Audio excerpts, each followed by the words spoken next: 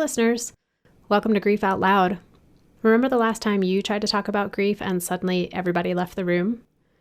Grief Out Loud is opening up this often avoided conversation because grief is hard enough without having to go through it alone. We bring you a mix of personal stories, tips for supporting children, teens, and yourself, and interviews with professionals in the grief world. Platitude and cliche-free, we promise. Grief Out Loud is hosted by me, Jana DeCristofaro, and produced by the Dougy Center for Grieving Children and Families in Portland, Oregon.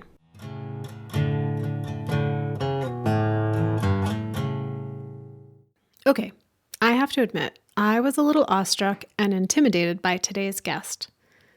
BJ Miller is a hospice and palliative medicine doctor who combines his personal experience with disability, his undergraduate studies in art history, and his medical education into his work as a practitioner and teacher. BJ's done a TED Talk. He's been profiled in the New York Times, interviewed by Oprah Winfrey and Krista Tippett, co-wrote A Beginner's Guide to the End. So, see, a little intimidating. In reality, though, BJ is warm, welcoming, and extremely easy to talk with. A minute into our conversation, it was clear that he's made for this work, the work of supporting patients who are facing the end of life.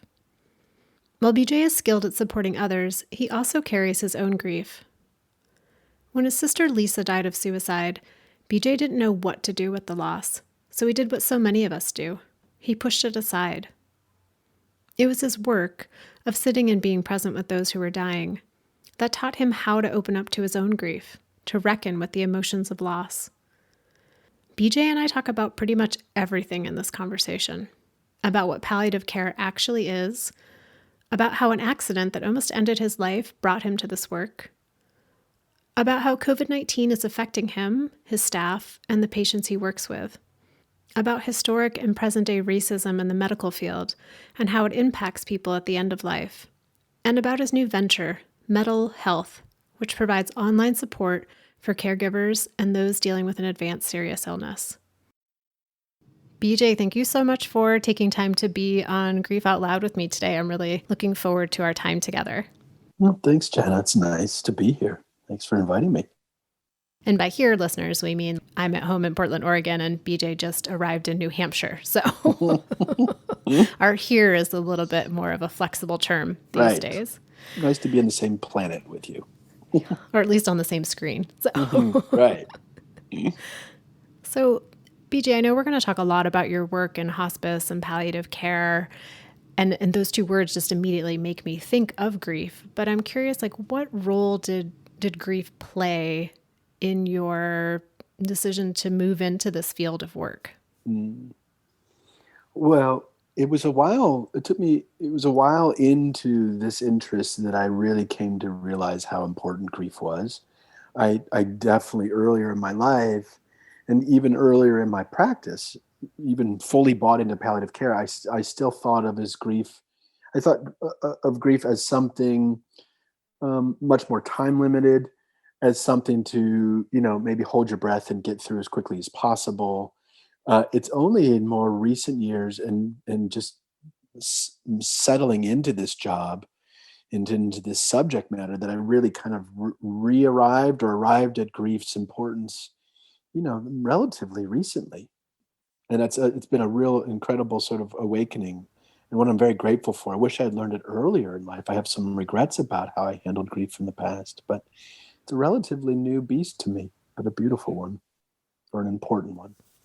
And it's kind of surprising to hear because you've been in this field for a while, and to think grief is kind of this new aspect that I'm thinking about in palliative and hospice care. And what do you understand about grief now that you didn't say at the beginning of your career? I hadn't made the link to love. I hadn't made the link from grief to love, and how vital a force it was. It felt like more of a pain without purpose. It was just a painful thing that you maybe needed to go through. I would have certainly early from my training known that it was important in some ways and unavoidable in some ways. And even if I had heard the language from my teachers and my patients, I just wasn't receiving the fully baked message until I really kind of looked inward myself. But I think the refinement, to answer your question, the refinement was really coming around to seeing its necessary linkage to love, and that really opened it up for me. And going in that direction of grief and love and really like a personal lens on grief, your sister died. She died of suicide just as you were sort of turning towards this work, this career. And just wondering, can you tell us a little bit about your sister and what kind of sibling relationship you shared? Hmm. Yeah, and Lisa was her name. She was, is her name, was, is, say is. She was 4 years or so older than me. So it was just the two of us in our family. And, Lisa was, wow, man, she was a fascinating person, a tempest of a person, too. She was really always engaged with the struggles of life, whether her own or on behalf of others. She had a huge brain and a huge heart, but she had lots of heat in her. She was posthumously diagnosed as manic depressive, bipolar. Somehow, tellingly, her therapist of a zillion years, me as a medical student, our family, we missed that somehow, even though it was just glaringly obvious in retrospect. But we missed it because she was so I would look at her and I didn't see any pathology. She was so convinced of her moods and they made so much sense to me. So I was always kind of like, as the younger brother, chasing her around and seeing in her, because of this sort of passionate depression and passionate exuberance, I felt like my sense as a younger person was, oh, well, she knows things I don't know. She has certainties that I can't fathom. And so I was always chasing her around, and she was so compelling and so smart that she could have anybody thinking whatever she wanted them to think. And so all of us missed what was very obvious. She had mental illness, undoubtedly. And in some ways, it was a beautiful thing to not pathologize her, but it also, I think, it really prevented getting help that I think really could have helped. Although, you know, gosh, there's much to say on this. And, suicide, what do I think of suicide? And then sometimes I wonder, of course, if it extinguished her pain, who am I to try to summon her back into that pain? But anyway, that's something of a tangent. We can talk about that, but back to your question. I mean, Lisa. So in terms of our dynamic, I mentioned a little bit of that, but true too that we were often estranged. So depending on where she was cycling through, there were periods where we weren't in conversation. There was much of my childhood was spent. I was apparently the younger, the more loved, the golden child, that sort of younger sibling dynamic. And so I was often sort of couched as part of the thing that it was a cause of agony for her. At least I was often used as an explanation of why she felt like she did. So of course that was tricky. I think just for me, in this whole arc, obviously we could talk for days about her, but for me, it was really, as I mentioned earlier, coming back to grief. I think I had really closeted grief because it was so painful to think about her death for all sorts of reasons. She was in a black box almost immediately. I got back on the horse, so to speak, and I was rewarded for that. I was rewarded for moving on quickly. I took down pictures of her. I put things away because I felt like that was a sort of a sickness, a nostalgic sickness.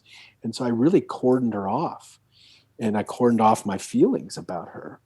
And then, years into it, I realized and really watching my patients grieve more fully, I realized they got to have a relationship to this person that they had lost, whereas I was actively shutting down a relationship with my sister. And so it was really many, many years into it. It's been 20 years since she died. But it's more recently now that I've opened that grief box up as a way to get back to having a relationship with my sister. And that's the singular example of why I was hardened around grief and why I subsequently opened and softened on it too. That's something I've heard from other people of when their person dies, it's so painful that it just like wall that off. Like, Hmm. and then maybe over the time, slowly like opening the door to look at the wall and maybe knocking on the wall. And then maybe eventually like boring a small hole into the wall to like touch into it over time. And I hadn't really thought about that idea of by walling off to the grief and to the pain, you're also walling off to the possibility of remaining connected and in relationship with that person who died. So just really sitting in appreciation of you talking about it in that way, and how walking alongside your patients or being with your patients and watching them maybe more fully embrace their grief has Hmm. invited you to do the same. Hmm. Very much so.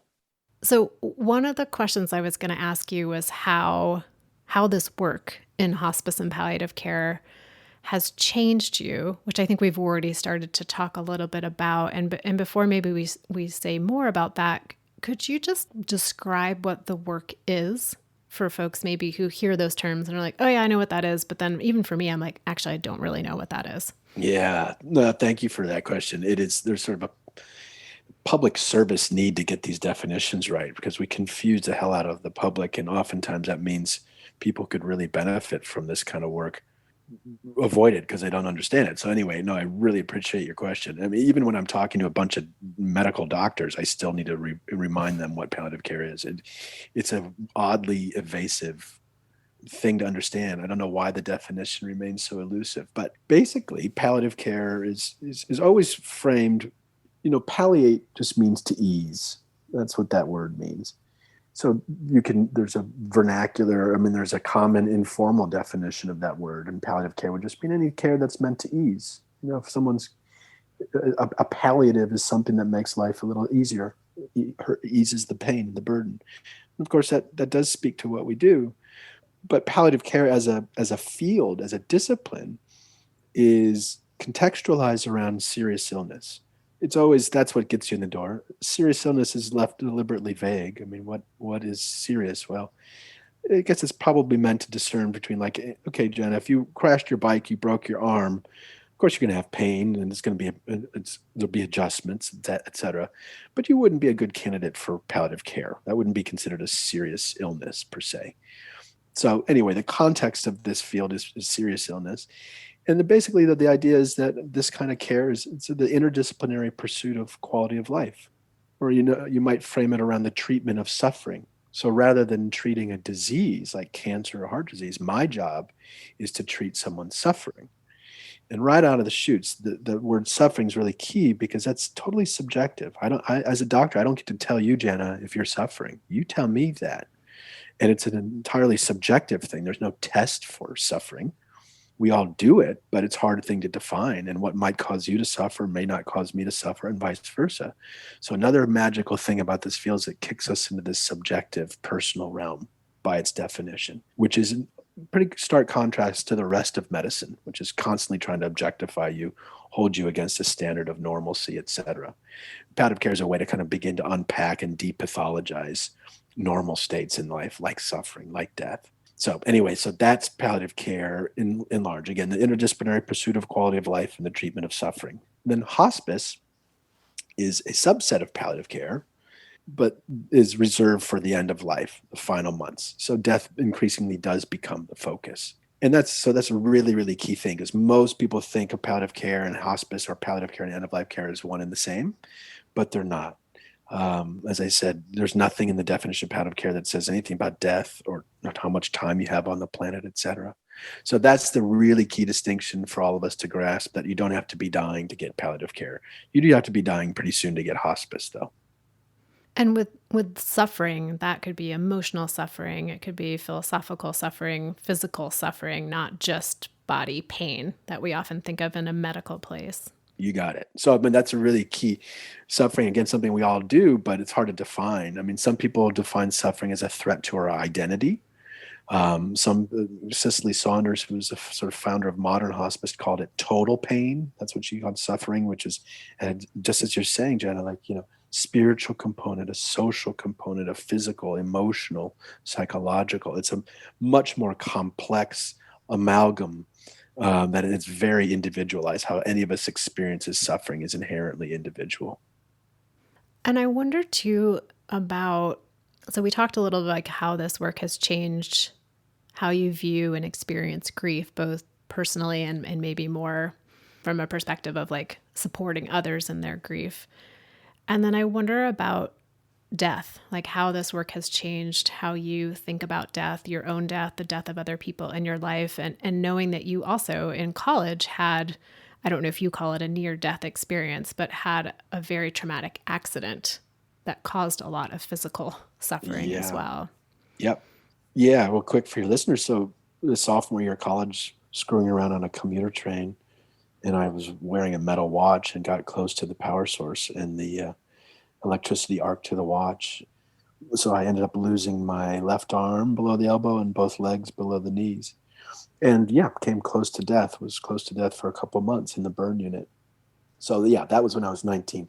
That was a huge, my, my favorite phrase for that is the cosmic spanking. That was the thing that some big, huge force that came along and just smacked me. And, it was extremely humbling, among other things. But this big, big force that just really reoriented my life in some important ways and got me interested in this field and in medicine in general.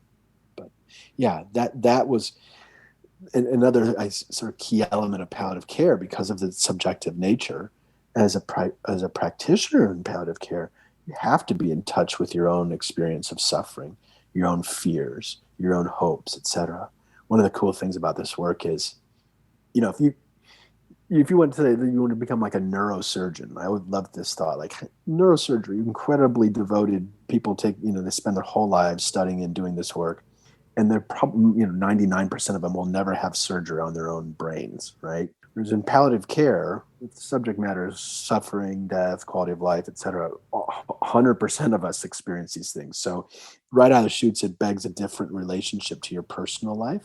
It's also part of the hazard of this work. It's hard to keep boundaries. But anyway, I don't know why I got off on that tangent, but yeah. Oh, but yeah, about my injuries. Yes, it was, and for me, it was very going into this line of work was explicitly as a way of linking my personal and my professional lives, and that the work I would do with patients I could learn from myself, and in this way feed my own personal development as I'm helping others. Well, and you make a great point about how, you could be a brain surgeon and maybe never experience brain surgery. But for folks, like me working in bereavement and supporting folks in grief, knowing that, yes, I've already had grief and grief is definitely coming for me. Like there's no way I'm not going to experience that at some point. Mm-hmm. And for you, working with folks who are facing the end of their life, death is coming for you and death is coming for all of us, Yeah. and that there isn't that ability to separate. And I think about that too when I do trainings and talk with people. I can talk about a lot of stuff but not grief, and I was like, what, like why is it easier to talk about child abuse and substance use disorders and people are like, oh well, because I know that'll never happen to me. But with grief, you don't get that out. You don't get to say like that's never going to happen to me. So you have your own work, and then I know supporting the staff that you work with. How do you all support? How do you support yourself, and how do you support your staff in Mm. being in presence with people who are dealing with suffering and are facing the end of their lives maybe sooner than they were hoping for, Yeah. especially now in just the context of everything that's happening in our world? Yeah, it's really tricky. And whereas there's this opportunity that palliative care, and this work, your work too, that we link our inner lives with our outer lives, you might say. That's a real opportunity, yes. But as the person you're referencing, it's also a hazard. I mean, this is stuff you might want to avoid for as long as you can. So I don't recommend that. And that's my work is sort of me trying to flesh that out for myself, is that actually it pays to look. And that's one of the great things you learn, especially around something as sort of monumental as death, say. Suffering is a little bit more daily and more accessible to folks. But death is, what the heck is it? I mean, yes, it happens. We all know that. But what is it? What happens after it? Blah, blah, blah. I mean, it's a doozy. And oftentimes what you'll hear from people, I wonder if you get this too, Jenna, like, oh, yeah, work must be so depressing. Oh, it must be so hard. You know, yeah, it's not easy and it's emotionally laden. Yes. But I mean, if you talk to most hot folks who work in hospice, for example, around end of life, most people will tell you that this what feels like the secret that and the secret is If you're terrified of death, the prescription is to look at it, not to run away from it. And the sooner we do that with some support, the sooner we can sort of set about living in a much in a fuller or richer or more realized way versus try to keep things at bay as long as you can, and then it all comes crashing in the final hours of life when there's not much to learn from or do with it. In this way, if we can find a way to enter these subjects earlier in life, we begin to have a relationship with them and they become less scary. They become more dynamic, more interesting. And so, anyway, the point here is that this work, yes, it's very loaded. And burnout is a real problem in this field. No two ways about it, because you're around suffering all the time. And to be good at this job, like for you too, you empathy is a major tool. And yet, what does that mean? We are signing up to feel not just our own pain, but all these other people's pain too. That makes this work a true service, but boy, what a hazard as well. And compassion fatigue, burnout, these are very real forces. All of us in this field have danced with them, myself included. Yeah. I don't remember what your question was that I just went off on all that, but there you go. Well, I think I was asking more of like, are there particular things that you are doing now, or you're finding your staff is needing to do, maybe even more so now or differently now, to be able to, I mean, I love what you were saying about the antidote is also in a way kind of the poison, right? Like Mhm, if what mhm. we're feeling overloaded with is the fact that we're sitting with people suffering every day, then sometimes the antidote is actually to look at our own suffering or to spend more time confronting that, which seems really counterintuitive. Yep.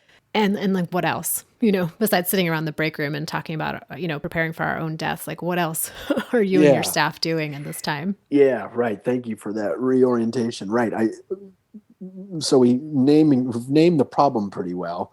But what to do about it? Yes, walking into it, looking at it, but even that needs to be dosed out. You can't just stay in this onslaught all the time, whether it's your own pain or somebody else's, without doing damage. So for me, self care, which is a funny phrase that it's interesting in healthcare that we had to name that, Right. because you'd think that that would be, that you don't need to prove the need to take care of yourself. But yet, the sort of pathological altruism model we've labored under, which is this idea that I'm a caregiver, I don't need anything. If I'm a doctor, I don't need sleep, I don't need to eat, I don't need to have a family, I don't need to leave the hospital. I'm so devoted that I just care, care, care. I'm a one way machine. Of course, that does not work because that breaks down. So there's this great tradition of burning out within healthcare and becoming a crotchety old bastard of a doc that no one wants to be around. So here again, I am sort of naming the problem.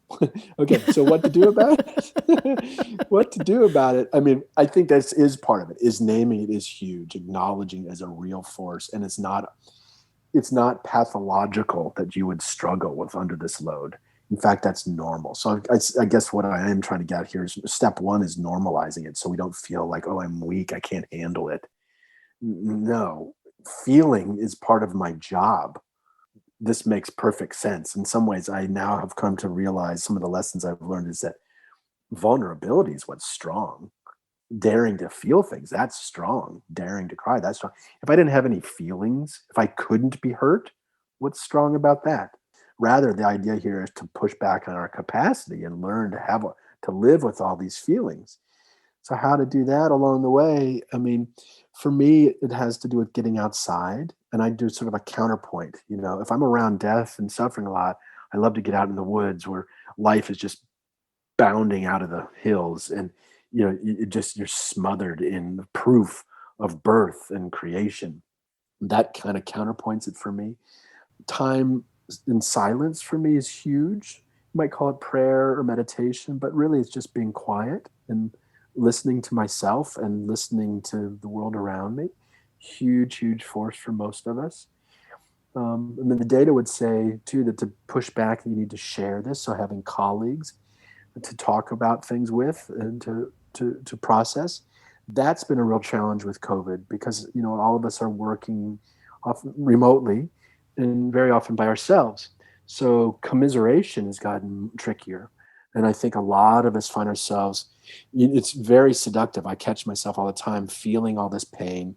And we've just explained There's all sorts of reason to feel all this pain. There's just plenty of pain around to feel. And yet, if I'm left to my own devices, I will slowly but surely taking all that pain and finding a way to feel inadequate, like I can't handle it, like I'm not up to it, I'm not good enough. And pretty soon I'm down a self critical hellhole. And that's when I go down. So, there, the antidote is sharing it and realizing you're not alone and realizing you're not the only one and realizing there's strength in this and that you can withstand it. Those are some of the things that I do and colleagues do.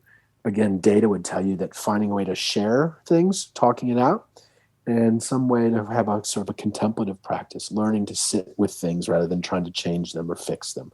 Those are the two things we know actually work and push back on burnout. I'm laughing a little of your description of the spiral of like, Yeah. why am I feeling all this pain? There must be something wrong with me. And maybe I'm not doing it right. And I was like, oh, you just described my average Wednesday during Yeah. COVID. So thank you. I feel very commiserated right now. Good. Good. Good. And laughter is a pretty good antidote too, isn't it?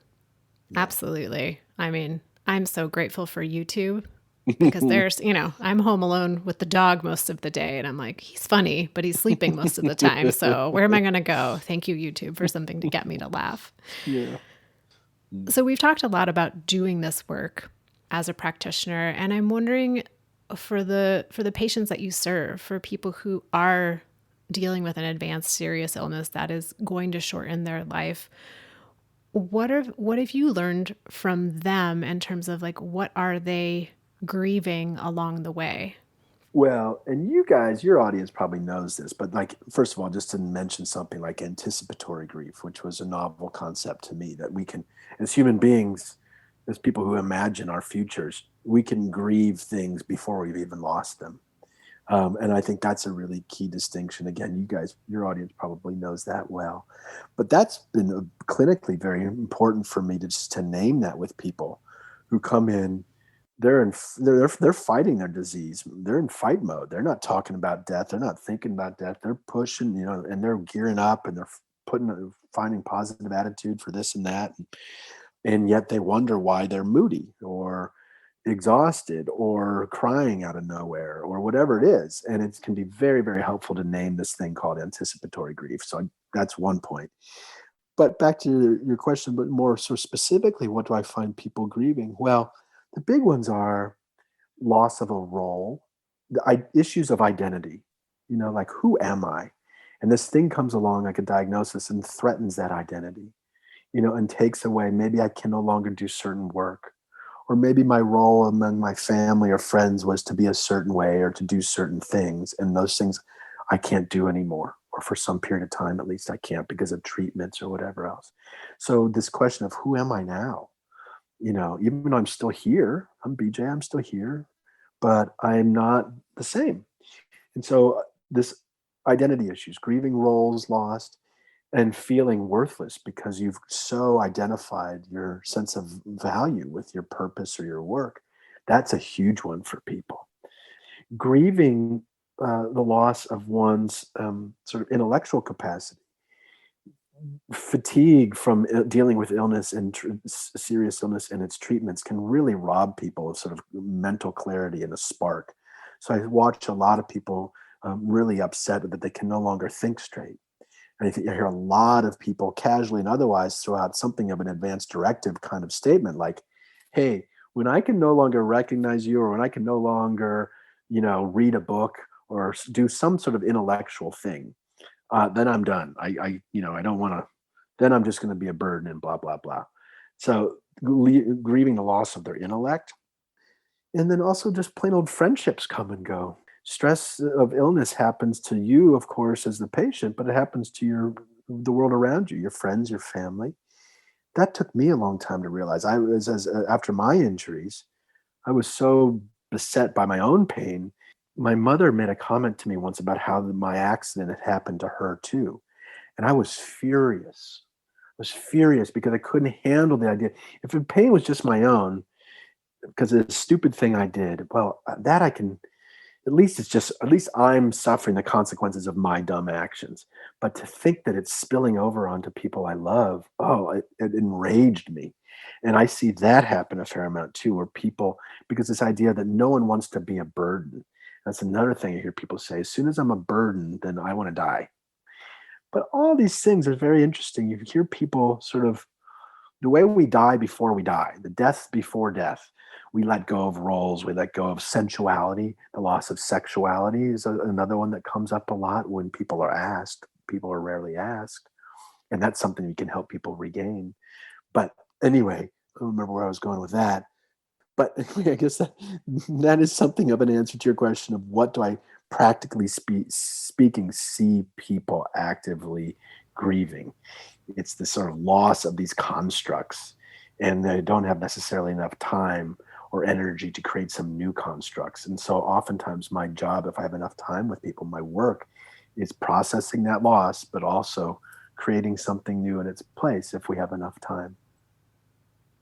What you described parallels so closely with what folks who have had someone die say that they are grieving the loss of their role. Am I still a mother that my child has died? Am I still a wife that my partner has died? Am I still a sibling that my brother has died? And grieving the loss of their cognitive capacity. I can't remember anything anymore. I can't focus on a book anymore. What value do I have if I was caregiving for someone for a while and now they have died, or I have all this love and I don't know where to put it? Grieving the lack of hugs and connection and sexuality, maybe if the person who died, they had an intimate relationship with. It's just, I was listening to you and I was like, that is exactly what I hear from people who have had someone die.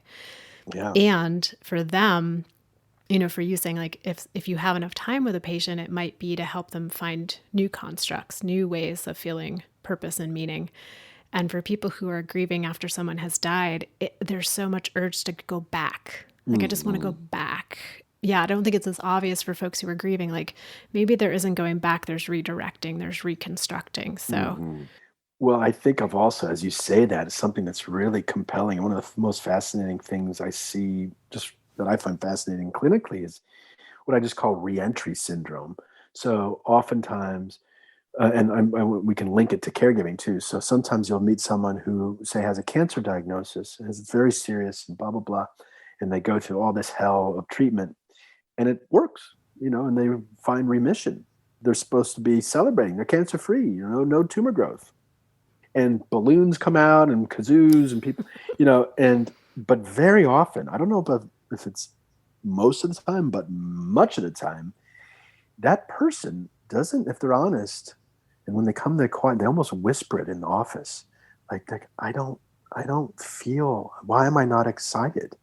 Everyone's congratulating me for beating this disease or being in remission. Why am I unhappy? I should be celebrating. And the idea, I think, what people are realizing in part was, and I see this with caregivers too, is even though the role of the caregiver can be so hard, so taxing, like dealing with illness directly yourself, it can put you in front of some very big truths. And I feel like once you kind of turn some corners with those truths, you can also then look at the rest of daily life as you used to know it as pretty silly and not necessarily something you want to go back to. And incidentally, if we're honest too, you can't go back to anything. There's no going back. So this idea of reclaiming their life before their illness and treating it like this anomalous, aberrant event that they can just get through and go back, that's the construct that we keep batting around in public. But that is not the way it plays out. And so I guess where I'm circling all the way to here is that there's even grieving good news of having to go back with the expectations of others of being the same old person when you're not the same old person anymore. And you can find yourself really missing your miseries, which you come to realize were filled with truths. And I think that happens with caregivers as well. oftentimes, when for friends who have been dealing with a cancer diagnosis or surgery of some sort, and they get the good news, right, that the scan was clear or the tumor hasn't grown, or the surgical incision has healed. And it's so inherent and instinctual to say like, oh my gosh, that's fantastic, congratulations, great news. And I pause myself sometimes and think like, I'm really glad to hear there's no additional bad news, like no more additional BS in this moment, because it doesn't take away all of the stress and the strain and how you've been so fundamentally changed by that experience to just be like you said, bring out the kazoos and the cake. Hmm. Everything's great now. Right. So yeah, leaving space for both of those experiences for people, both who are caregivers and people who are dealing with the illness. Hmm. So to bring us to a little bit more like current context, thinking, you mentioned COVID and how the working virtually has affected you and your coworkers of not being able to come together and share as much. And I'm wondering what you're hearing from patients in how this time period is affecting them. Hmm.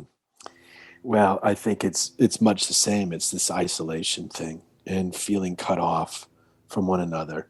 And when it comes down to it, so much of life's value, whatever your belief system, it really often comes down to connection, one way or another.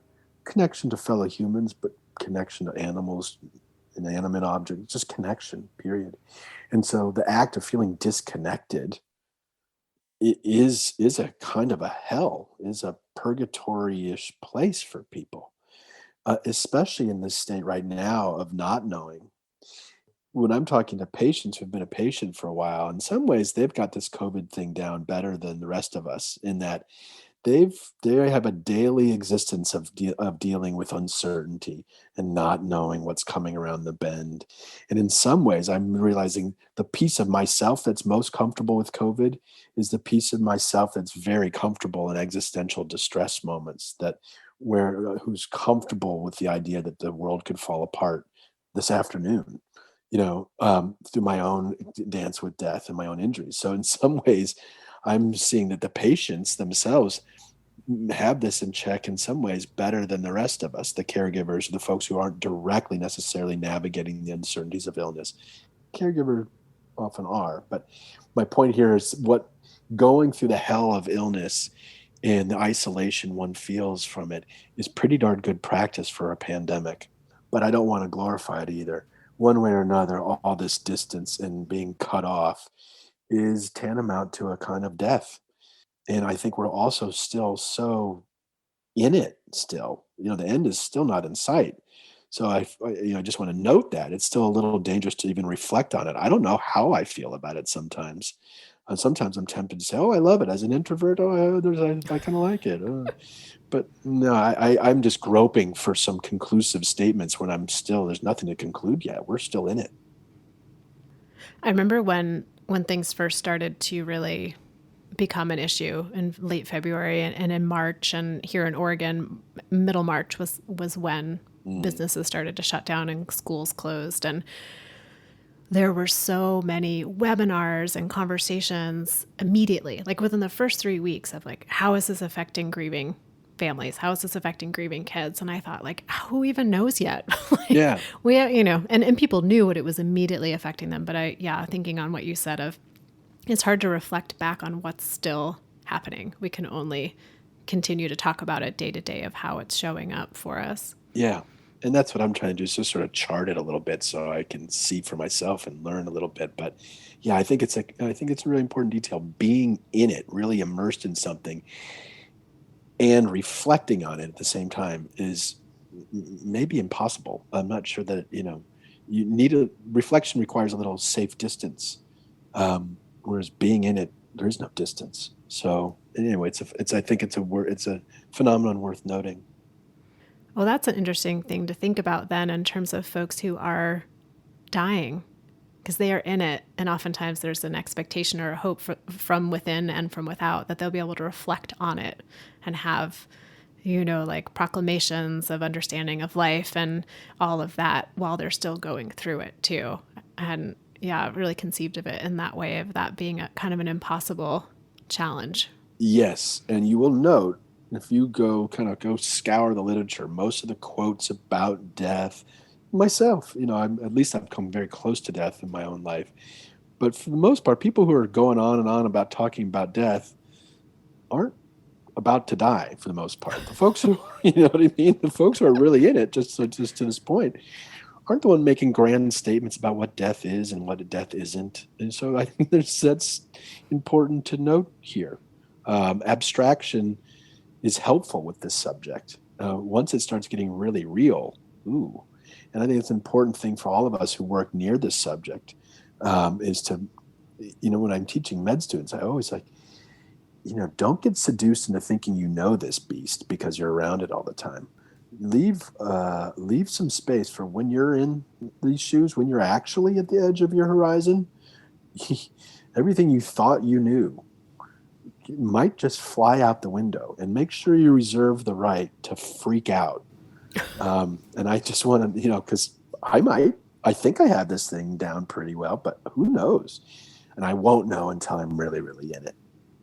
Another time relevant, context relevant question for you is around the idea that, we know from statistics that the pandemic, COVID-19, is really differentially affecting the Black community and communities of color, with higher rates of infection and higher rates of death, and even for children, higher rates of death. And, thinking about that's rooted in so much like longstanding racism in the healthcare system and lack of access to healthcare and current day disparities. And just wondering what you've seen or learned or recognized around the way, racism plays out at the end of life for folks who are engaging with hospice or palliative care. Yeah, huge.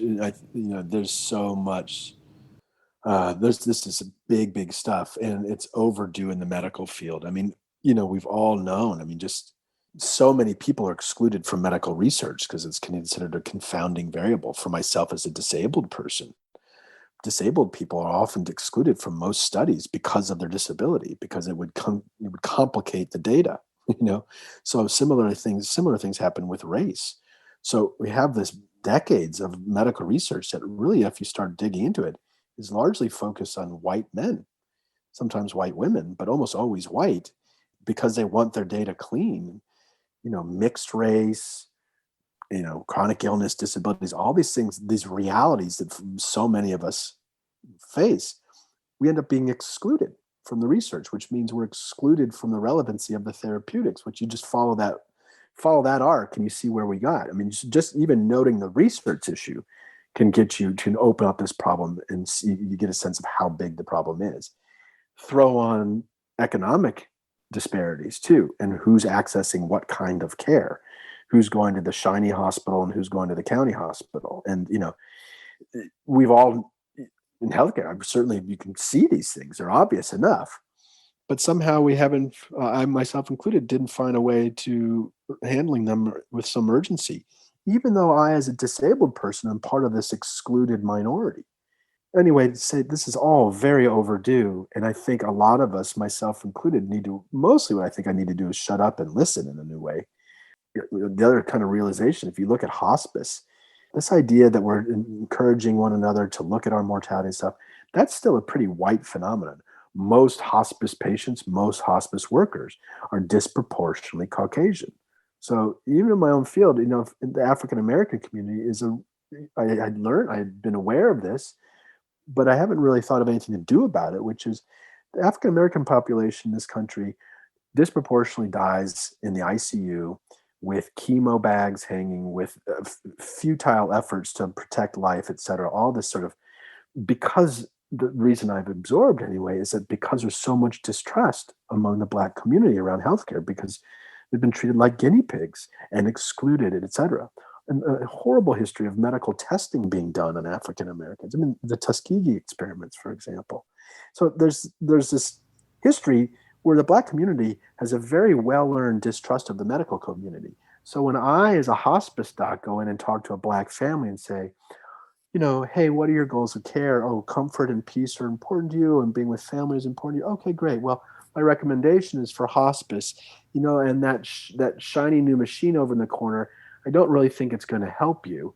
And that may be true, but they hear me saying, some guy peddling like, oh, you don't want that expensive machine. Well, let's just get you home with hospice. We'll get you out of this loop and onto this cheaper thing out of the way. That's what it sounds like. I'm not trying to sell them on less care, not better care. And I know that the sad part is, that because of this trust, they are electing care that's not serving their goals very often. But I don't know how to chip away at that, because I am part of the distrusted establishment that led them there in the first place. So that's just to explain how this, on some level, plays out in my own clinical life. What to do about all that? Boy, I mean, I think the beginning here is listening and paying attention in a new way and not glossing over these things just because it's been this way forever. That's something of an answer to your, I don't know if that's an answer to your question at all, but that's kind of where I am on the subject. Well, I think it's so important to sit with the idea of what, like for me as a white person, that I haven't questioned being in a medical environment. As a woman, I question a lot of things, but as a white person, there's a lot of things I don't question based on my race or the color of my skin, and to have that recognition and how historical the roots are. Yeah. While we're now increasingly aware of our differences and the importance of some of these differences and how they play out historically, one of my hopes is that as we're disrupting all our understandings, that we're also going to come back to the basics and the fundamentals. We all bleed, we all die, we all love, we want love, etc. And that I'm hoping that through work, especially around things like end of life, which is truly this ashes to ashes moment, death can be this equalizing force. It has this potential to remind us of what we all have in common. And I think as even as we're exploring our differences, regrounding and reacquainting ourselves with the true fundamentals of what we where we actually do share space is equally as vital and really, really important right now too. And this is kind of my hope that this existential crisis of the pandemic, right next to social justice issues, will link in this way, that we'll realize our mortality together. And that gives us so much in common and gives us a common place and a common set of fears to work with. Yeah, and I'm thinking about that as like, in the past I've heard things like, death is the great equalizer, grief is the great equalizer. Like we all have it in common. It has that And I potential, right? right, and I think about that as like the end note, not as the beginning lens of it. Like you said, of like, yeah, we're all going to die, we're all going to have someone in our life die, but what that death looks like, what access to resources we have, how we're treated with dignity going through that process, that is very different based on a lot of different Yes. core elements of our identity. And so, what are the policies and procedures that we can be putting in place to ensure equity so that we get to the end note of we've all had access to dignity, care, support, and love as we face the end of our life or the end of the life of someone that we care about. Yep. Amen. And again, that isn't the reality. Boston Globe recently did a series on just proving just how differently we die, and that it's not playing out as this equalizing force. We haven't nearly realized the potential charm of this great thing called death to actually act as this equalizer. It's not. Our structures are still gumming that up. But I do think it's an interesting place for us to start, is to begin to unpack this and do differently, is in some ways starting at the end with the end note like you're describing and working backwards from there. If we focus on the end game and getting, because I think most of us can realize it's important. We can find sympathy and empathy for folks who are dying. We can find a sort of permissiveness, like right to try laws, like, oh, if you're dying soon, sure, you can try this or that medication. There's a sort of a permissiveness that can kind of come with it. So anyway, my point here would be simply that maybe we could set ourselves, if we're not looking for a place to start, maybe starting with the end is a very good place to start, and then working back up from there. So, speaking of ends, as we come to the end of our time together in our conversation, I wanted to give you an opportunity to tell us a little bit about your venture of Mettle Health, Mettle Health, and the service that you're providing. Just if listeners are tuning in or like, I want to connect more, I want to find this service. Yeah, thank you. Please, yeah, please come visit us. So Mental Health, thank you for the spelling. Mentalhealth.com is our new little business that my partner Sonia and I have started, spurred on by COVID. It's something that we'd wanted to do for a while, but COVID really kicked it forward. This is basically, we started an online palliative care company. It's a place where people can come to get extra support. Palliative care is growing as a field, but it's well represented in urban areas, but if you get out outside of urban areas, it's very hard to find. Parts of the Midwest, parts of the Southeast, it's extremely hard to find.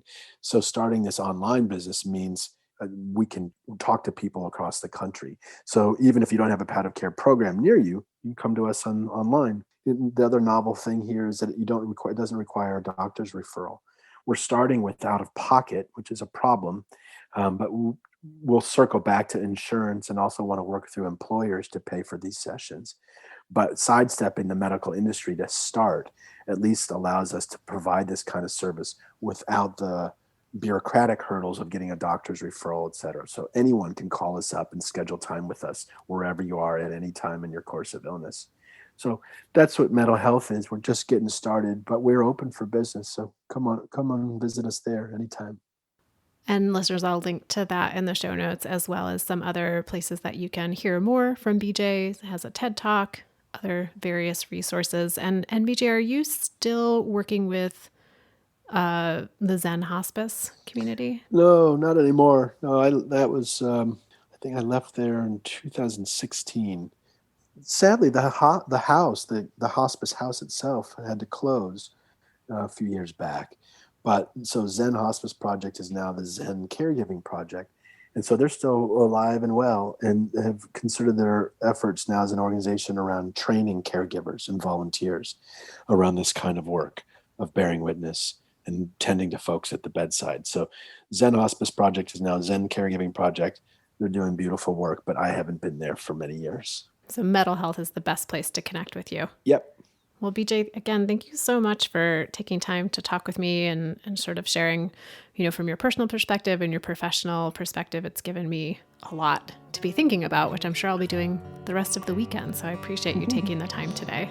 Good, Jana. Thank you so much for having me. I'm so glad you're doing this work. It's so needed. So thank you. And listeners out there, I say it every single time. Thank you for tuning in and being part of our community. If the show speaks to you in some way and you want to share it with friends and family, please do. If you want to connect with me, you can send me an email at griefoutloud@dougy, DOUGY.org. And our website, DOUGY.org, is a great place to learn more about the Dougy Center and find all of the past episodes of Grief Out Loud. So thanks for listening, and we hope you'll join us again next time.